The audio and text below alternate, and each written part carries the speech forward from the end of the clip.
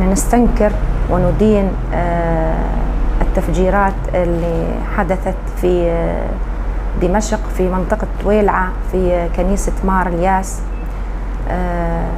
وندين هؤلاء اللي عم يجوا باسم الإسلام وبيقولوا هذا الإسلام، لكن الإسلام الصحيح يدين هاي الأمور وينفي هاي الأمور، لأنه ديننا الحنيف، ديننا اللي أتى فيه نبينا محمد عليه أفضل الصلاة والسلام هو دين التسامح، دين السلام، دين السماوات، دين الأديان السماوية اللي كلها اجت بالتسامح واجت بالخلق الحسن.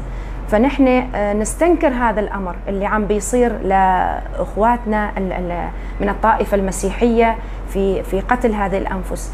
فربنا سبحانه وتعالى ذكر آيات كثيرة في القرآن الكريم بتحريم قتل النفس، والأحاديث النبوية اللي ذكرها النبي عليه أفضل الصلاة والسلام أيضا بتحريم قتل هؤلاء الناس، إنهم ذميون عند الله سبحانه وتعالى.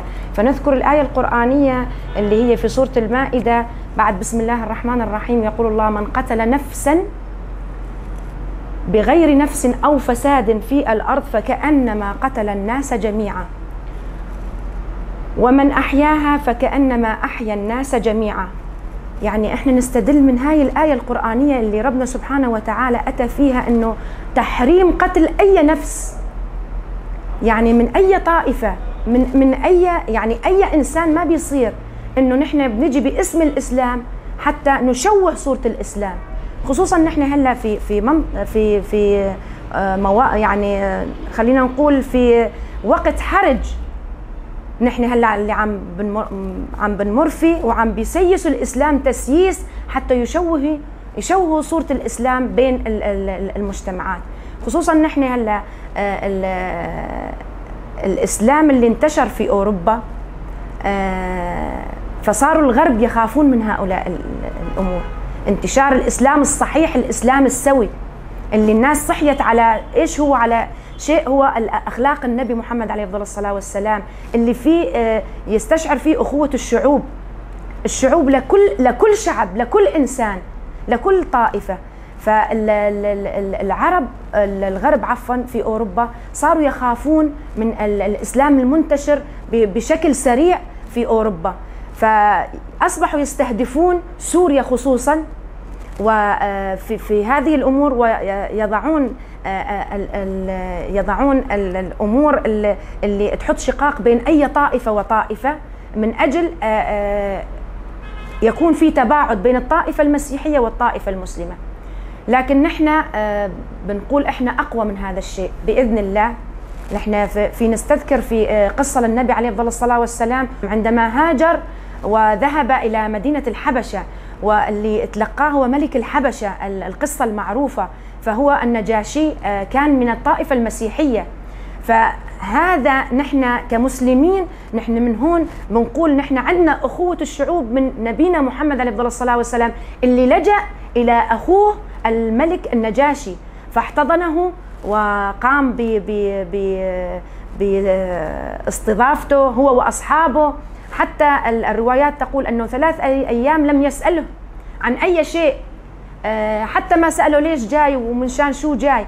فنحن هون نعرف أنه النبي عليه أفضل الصلاة والسلام لما راح إلى الملك واستضافه هذا الملك المسيحي، نعرف أنه هون نحن نبينا محمد كان في شيء اسمه المساواة، وما في شيء اسمه دين مسيس عنده، كان نبي الإنسانية. احنا شفنا نحن هلا بمؤتمر الإسلام الديمقراطي اسمه ديمقراطي، يعني إسلام معتدل، يضم هلا نحن بشمال شرق سوريا مؤتمر الإسلام الديمقراطي يضم جميع الأديان.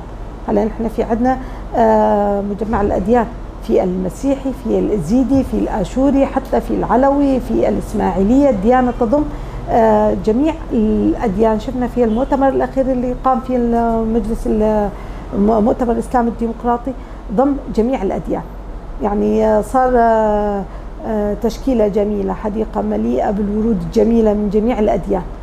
يعني اللي نحن نقول وجعنا واحد، همنا واحد، طموحنا واحد، ديمقراطيتنا وحده. نحن شفنا في الفترة الأخيرة كمان من أحد الرسائل اللي كان موجهها القائد عبد الله أوجلان هي أنه التوجه إلى الكفاح السياسي. نحن شفنا على عبر الزمن، نقول أكثر من 50 سنة وقبل، اللي قرأ فلسفة القائد وكتب القائد اللي قبل كان موجه كفاح نحن نقول مسلح، دفاع عن نفسنا، كان دفاع. هالمرة نحن من خلال رسالته توجه إلى الكفاح السياسي اللي يضمن حقوق جميع الناس. يعني شمال شرق سوريا كان نموذج كثير حلو عن السياسة المعتدلة، الدين المعتدل، الأخلاق المعتدلة، كافة ضمان حقوق كافة المكونات. يعني شفنا هلا بالفترة الأخيرة ونطالب الحكومة بصراحة بتطبيق النموذج الصغير اللي كان صدقا نموذج ناجح في الإدارة الذاتية، نموذج جميل في شمال شرق سوريا، نطالب توسيعه على منطقة أكبر. يعني نحن شفنا بالمجازر الأخيرة اللي صارت بالساحل، قبلها نحن نقول داعش هو الإرهاب، سواء كان داعش أو الميليشيا التركي. نحن نقول داعش هي اللي كانت العدوة الأولى للحياة المستقرة، الحياة السلام في سوريا. شفنا القرى الآشورية كيف دمرت الكنائس، دمرت سبيل النساء، بيع النساء في أسواق الرقل، الأسواق اللي كانوا هم يتحكمون فيها.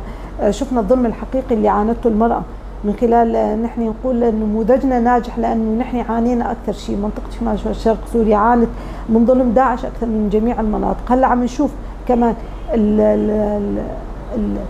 الفصائل المسلحة اللي عم تقاوم في سريكاني، اللي عم تقاوم في عفرين، اللي عم هلا يضطهدوا الناس بعفرين، بسريكاني، بالساحل، بالسويدة، يعني بكل المناطق، حتى في حماة، حتى في حمص، مناطق الداخل هلا عم تعاني من توتر كبير.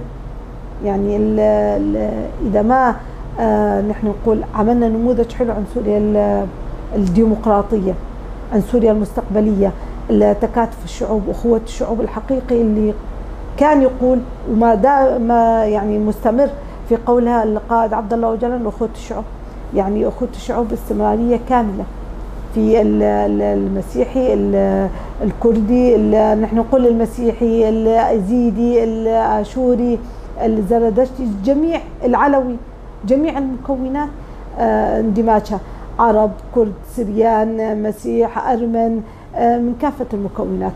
شفنا اللي عالم عم تلجأ لشمال شرق سوريا. حتى أنا حكيت قبل، قلت الوفود اللي كانت تجي شافت نموذج حلو من نموذج الإدارة الديمقراطية في شمال شرق سوريا. نحن نطالب الحكومة الجديدة تطبيق هذا المبدأ، حقوق، ضمان حقوق جميع المكونات بالدستور الجديد، ضمان حقوق المرأة، ضمان حقوق الأديان، لأنه بالبداية نحن نقول أخلاق، يعني تعميم الأخلاق على الديمقراطية. هي الأخلاق، لما يكون في ديمقراطية راح يكون في أخلاق، والأخلاق هي اللي تحكم الوجود الإنساني والوجود الأخوي في سوريا.